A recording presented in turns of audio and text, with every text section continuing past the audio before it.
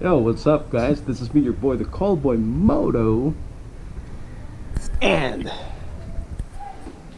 let's going to wash yung makina ni Honda Click.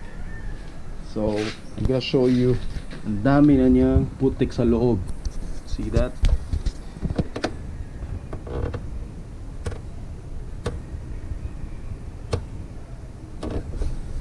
Napaka dumi na talaga niya. So kailangan nating tanggalin yung U-box, and I'm gonna show you the picture inside it guys, kung gaano siya kadumi, and I will also share with you kung paano ko siya linisan. So number one rule, do not ever use pressurized water. So tatanggalin lang natin to, and then I will update you guys later on. So I will definitely show you how to clean the inside of yung makina talaga. So sit back, relax, and enjoy the show.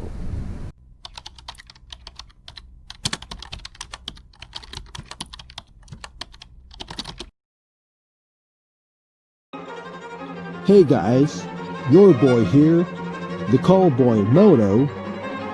And so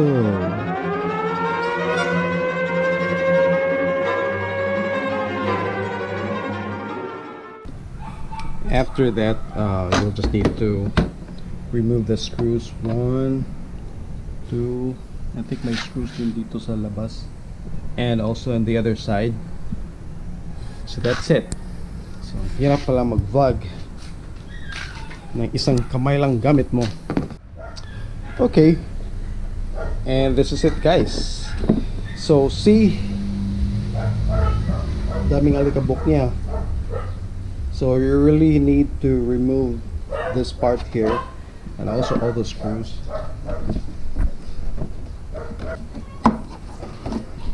So this part here, you just need to wipe it. Huwag niyong basain. There you go. At ayun,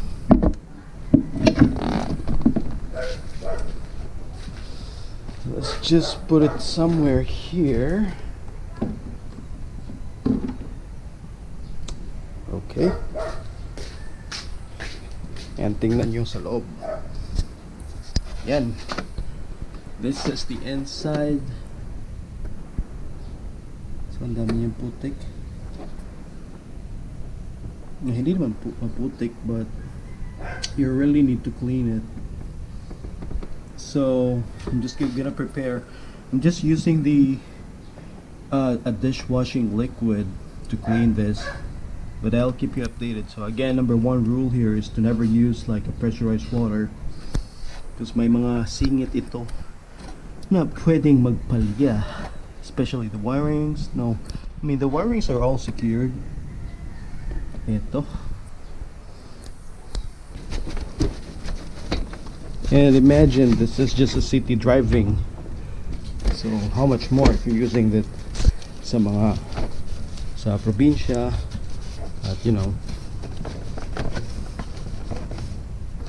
which could potentially ang mga dumi at mga putik kapag niwan yung at hindi nyo nililinis, sometimes it's gonna cause some gunk, and napakahirap niyan tanggalin. So better off you regularly or constantly. What I do is I usually do this 6 months. I mean, that's how I do it. I just clean it there. At tsaka ang hirap maglinis kapag may camera kang dala. So I'm just gonna keep you posted. Anyway, nakikita nyo naman kung ano ang ginagawa ko, and just gonna keep you posted guys, the aftermath of this cleaning session. Okay, so again, see you later on. I'm gonna see let's see the difference.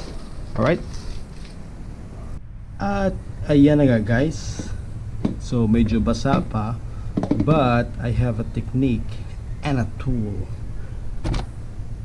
That's the chamois.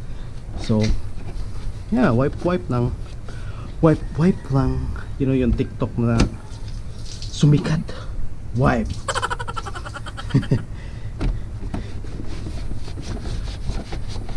Yan. See? Hindi ba napakaganda sa paningin pag nakita mo clean na yung makina. That's it. I don't need to put anything else. So hope nakatulong ito sa inyo, sa mga game changer user dyan. Actually madali lang naman siya, guys. Konting tiyaga lang talaga sa pagbabaklas at sa pag-cleaning din. But as you can probably see the difference, the before and after. So to those people who are also game changer user, and to those potential game changer users, hope this would help you on how you can clean your game changers engine. So leave a like and comment, and also don't forget to subscribe to my channel.